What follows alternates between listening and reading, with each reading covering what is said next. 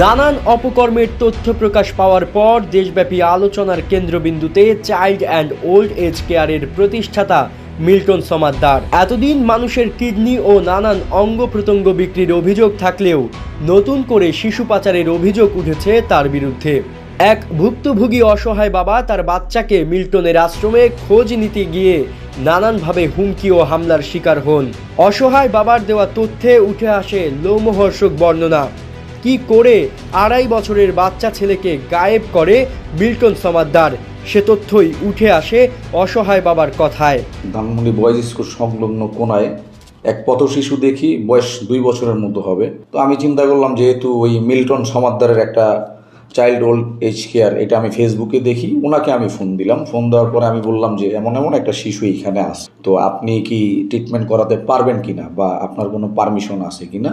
তো উনি আমাকে বললো, হাইকোর্ট থেকে এইসব পথ শিশুদের নেওয়ার জন্য আমাদের একটা পারমিশন দেওয়া আছে। পরে আমি বললাম, যেহেতু বাচ্চাটা আমি আপনাকে দিলাম, এখন কি করা যায়। তো বললো যে আপনি যেহেতু বাচ্চাটা দিলেন, তাহলে তো এখন অভিভাবক আপনি।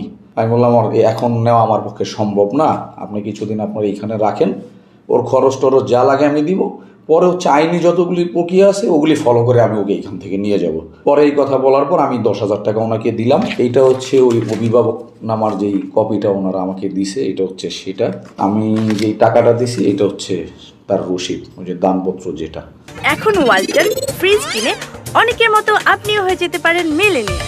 সেরা পণ্যের সেরা অফার, ওয়ালটন মিলেনিয়ার। আমি আবার কিছুদিন পর গেলাম, যাওয়ার পর ওকে দেখে আসলাম। দেখে আসার পরে সে আমাকে হুট করে ফোন দেয় রাতের বেলা। ফোন দিয়ে বলতেছে, তুই আর এখানে কালকে থেকে আসবি না। তো আমি বললাম, তুই মানে কি হইলো, আপনি আমাকে তুই বলতেছেন, তোরা আসতে না বলছি তুই আসবি না। সে খুব স্ল্যাং ওয়ার্ড ইউজ করে, যেটা বলা যাবে না। পরে ও যখন আমাকে গালি দেয়, তো আমিও একটু অ্যাগ্রেসিভ হয়ে যাই, যে আপনার এত বড় সাহস, আপনি আমাকে গালি দেন, আমি কি অন্যায় করছি? যদি আপনার ওইখানে রুলস থাকে ঢোকা যাবে না, আমি ঢুকবো না, সেইটা আপনি আমাকে বলেন, কিন্তু আপনি আমাকে কেন গালি দিলেন? আপনার গালি দেওয়ার কোনো অধিকার নেই। সে আমার এই কথা না শুনে সে অকথ্য ভাষায় গালিগালাজ, শুধু গালিগালাজই না, সে আমাকে হুমকিও দেয় যে তোর কোন বাপ আছে, তোরে আমি দেখে নিব। আমাকে বিমান বাহিনী প্রধানের শ্যালক বলে অমুক এক ব্যক্তি ফোন দিয়েছে, সে বলতেছে যে আপনি ওকে চিনেন, ওর পিছনে কারা আছে জানেন, তো ওর ব্যাপারে কিছু বলার আগে খুব চিন্তা ভাবনা করে বলবেন, যে এটা হয়েছে এটা এখানে স্টপ করেন, আর নাহলে আপনি ঝামেলায় পড়বেন। পরে আমি বললাম যে ঠিক আছে ভাই, এটা নিয়ে আমি কোনো বাড়াবাড়ি করবো না, আমার ইচ্ছাও নেই, কিন্তু যে ছেলেটা আমি দিছি ওই ছেলেটাকে বললেন আমাকে যেন উনি বুঝায় দিয়ে দেয়, আমি কোর্টের মাধ্যমে ওকে নিয়ে নিব। এরপর থেকে ওনাকে আমি র্যান্ডম ফোন দিই, উনি আমার কোনো ফোনই পিক করেন। তো ওনার ওইখান থেকে সামহাও কোনো কারণে 2 জন চাকরি ছেড়ে দেয়। তো এর মধ্যে একজন আমার কাছে চাকরির সহযোগিতার জন্য আসছিল। তো উনি একদিন আমাকে ফোনে বলে যে ওই বাচ্চাটাকে সম্ভবত উনি কারো কাছে বিক্রি করবে 10 লাখ বা 20 লাখ টাকায়। তখন আমার একটা সন্দেহ হলো যে বাচ্চাটা কি সে কিছু করলো কিনা। আমার কথা হচ্ছে, যদি উনি বিক্রি করে থাকে সেই ক্ষেত্রে তো উনি ল ফলো করে বিক্রি করছে। লয়ের বাইরে গিয়ে যদি উনি বিক্রি করে তাহলে তো এটা অন্যায়। তাইলে তো বলতে হবে যে সে বাচ্চাদের নিয়ে বিজনেস করতেছে, ওই ফেসবুকে একটু দেখতেছে, পাগল হয়ে যেতেছে, গিয়ে দেখুক তার বিহেভ কতটা খারাপ। আমি বললাম তো, যাদের মায়া কান্না তারা গিয়ে দেখুক তার ব্যবহার কত খারাপ, সে কত রুড বিহেভ করে মানুষের সাথে। তার গালি শুনলে আপনি আকাশ থেকে পড়বেন যে এই লোক কিভাবে অকথ্য ভাষায় গালিগালাজ করে। তার একটা টিম আছে যারা কিনা মানুষকে ফোনে হুমকি ধামকি দেয়। উনি কিভাবে হুমকি দেওয়া আরেকজনকে দিয়ে। আমি কখন আপনাকে হুমকি দেওয়াবো? যখন আমার স্বার্থে লাগবে। আমি আপনাকে আশ্রমে বাচ্চা দিলাম, সেই বাচ্চার আপনি আমাকে স্থায়ী অভিভাবকের কাগজও দিলেন, এবং আপনি আমাকে কমিটমেন্টও করলেন যে আপনি কোর্টের মাধ্যমে নিয়ে যান, সেইখানে আপনি আমাকে ফোন দিয়ে হুমকি দেন।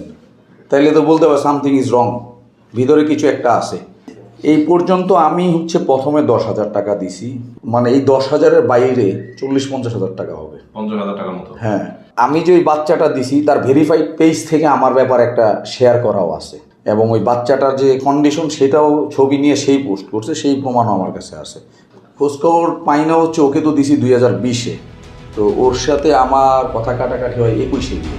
মিল্টন সমাদ্দারের প্রতিষ্ঠানে নাম প্রকাশে অনিচ্ছুক সাবেক এক কর্মচারী জানান, তার আশ্রমে 11টি শিশু থাকলেও বিভিন্ন সময়ে প্রমোশন ও বাইরে সবাইকে বলতো 17 থেকে 18টি বাচ্চা তিনি লালন পালন করেন। তবে বাকি বাচ্চাদের কোনো হিসেব ছিল না মিল্টন সমাদ্দারের কাছে। আপনি যে সময় যে ফুয়াদকে রাখছিলেন তখন বাচ্চা ছিল টোটাল 11টা, কিন্তু ওই ভিডিওতে কিন্তু আমরা আমি তো ওখানে ছিলাম, ভিডিওতে ফুয়াদকে কোলে নিয়ে ভিডিও করছি আমি, ওখানে উল্লেখ করতে হয়েছে 17টা বাচ্চা। আর তার মনে করেন মুখের ভাষাটা, হ্যাঁ আপনি তো জানেনই, আপনাকে মারতে গেছিল। হ্যাঁ, মান সম্মান বাঁচানোর জন্য থাক বাবা, যে কদিন পার্টি করছি। মানবতার ফেরিওয়ালার টাইটেল গায়ে লাগিয়ে বছরের পর বছর দেশবাসীকে ধোঁকা দিয়ে যাচ্ছে মিল্টন সমাদ্দার। সুষ্ঠু তদন্ত সাপেক্ষে সঠিক বিচারের দাবি ভুক্তভোগী সহ দেশবাসীর। আপনাদের মাধ্যমে ওই বাচ্চাটা কোথায় আছে, আমি ওই বাচ্চাটার সন্ধান চাচ্ছিলাম।